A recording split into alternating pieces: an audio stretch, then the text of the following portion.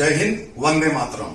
1921 खिलाफत आंदोलन, गांधी जी द्वारा शुरू किया गया आंदोलन।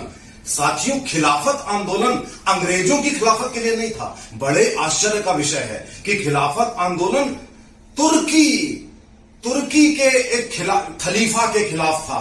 यानी कि लोग भारत में थे, मुसलमान भारत में थे और वो तुर्की के लिए आंदोलन भारत में कर रहे थे। जैसे कि आपने अभी देखा था कि CAA के विरुद्ध आंदोलन इंडिया में हो रहा था, बात पाकिस्तानी मुसलमानों की हो रही थी। ठीक उसी तरीके से 1921 में गांधी जी खिलाफत आंदोलन शुरू करते हैं, मोहम्मद अली जिन्ना के मना करने के बावजूद।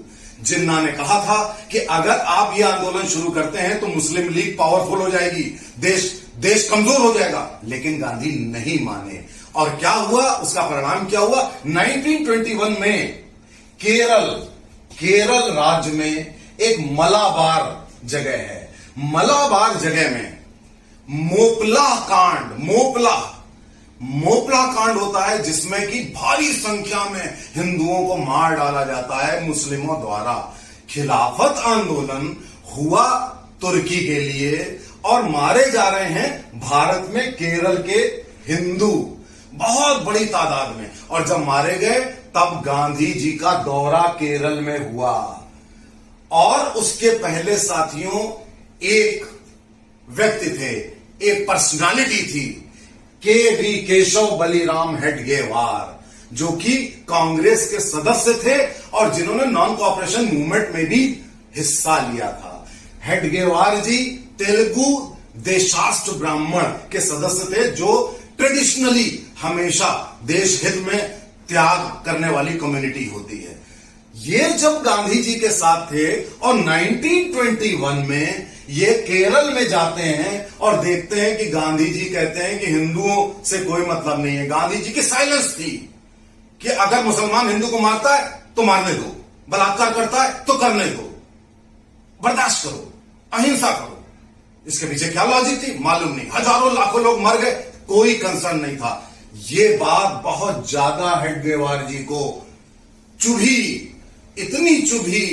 इतनी वो हुई कि उन्होंने तुरंत 1925 आते आते RSS राष्ट्रीय स्वयं सेवक संघ की स्थापना कर दी। उसके पहले भी एक दो उन्होंने संस्थाएं बनाई थी, लेकिन लास्ट में 7-8 लोगों को लेकर एक कमरे में एक संस्था बनती है जो नेशनलिस्ट हिंदुओं की संस्था है।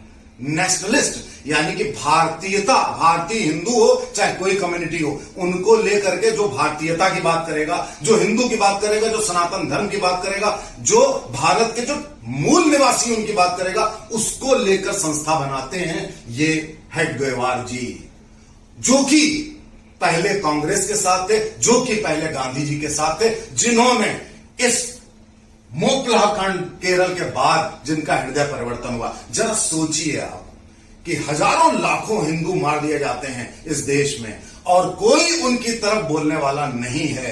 क्या होता अगर हेडगेवार जी ने यह संस्था ना बनाई होती। साथियों, आज 57 इस्लामिक मुल्कों की तरह भारत भी एक इस्लामिक मुल्क बन चुका होता, लेकिन इस संस्था और इस महान व्यक्ति के प्रयासों के कारण आज ये देश भी बचा हुआ है, सनातन धर्म भी बचा हुआ है, हिंदू भी बचे हुए हैं, जो कि इस विश्व की जो सबसे प्राचीनतम सभ्यता है, उन सभ्यताओं में से एक है। सारी सभ्यताएं खत्म हो गई हैं। ग्रीक सिविलाइजेशन, मेसोपोटामिया, जाने कितनी सिविलाइजेशन जो थी, 43 सिविलाइजेशन खत्म हो गई। कुछ क्रिश्चियंस ने खत्म करी, कुछ मुस्लिम से खत्म करी, कोई किसी ने खत्म करी।